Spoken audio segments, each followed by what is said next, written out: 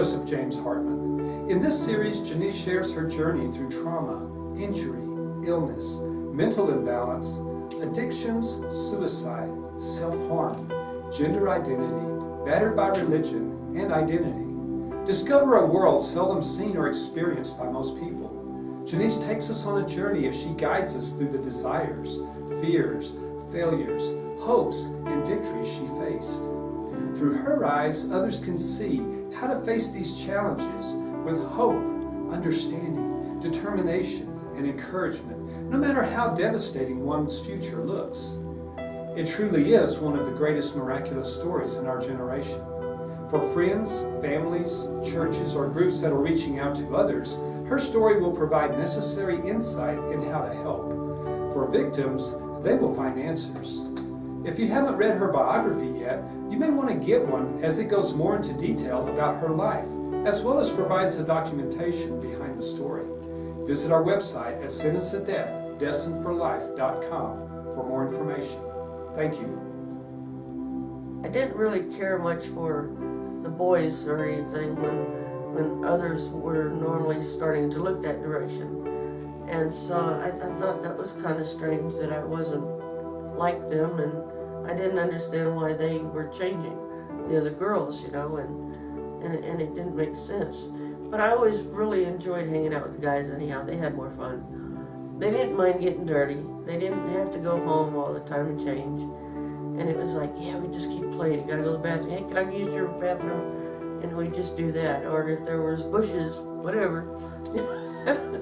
If you're down at the creek bed or something, whatever. It doesn't matter. And I just was enjoying life. And it wasn't about boyfriends, girlfriends, but it was happening around me as I grew and grew. So in middle school, when they were changing, I thought, well, I'm going to try this out and see how it works.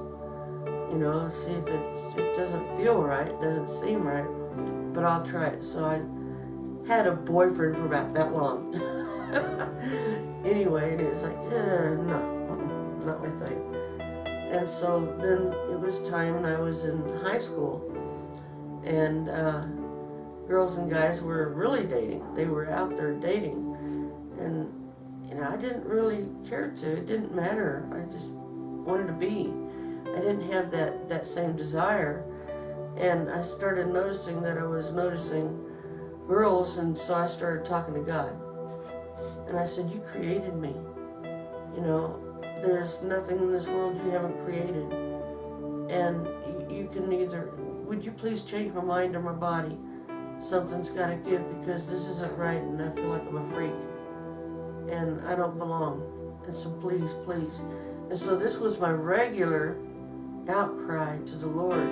Please change me. I'm weird to me. And back in those days, it'd be in the late 60s. Yeah, it was in the 70s. Yeah, 70 to 74 was really when it was happening. And it was, please change me. And there was no answers. And anyone that spoke of it, it was just like, ooh, what's that? Oh, you're queer. Queer, if you look it up in the dictionary, it means strange. And well, that was fitting, yeah. But I didn't feel like I was that. I just felt like I had a guy's mind in a girl's body, and that was weird, and I just needed help. Well, I wasn't getting any answers, and you didn't talk about stuff like that. People just didn't talk about it. It was a hush-hush thing, just like talking about sex wasn't talked about much at all. It was barely on TV.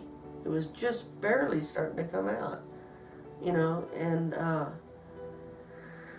so I felt a freak to myself, and I was embarrassed. And I was even embarrassed when I started realizing more and more that this body's not changing. And then I felt like I wasn't getting any answers, any help. I couldn't talk to my parents about it.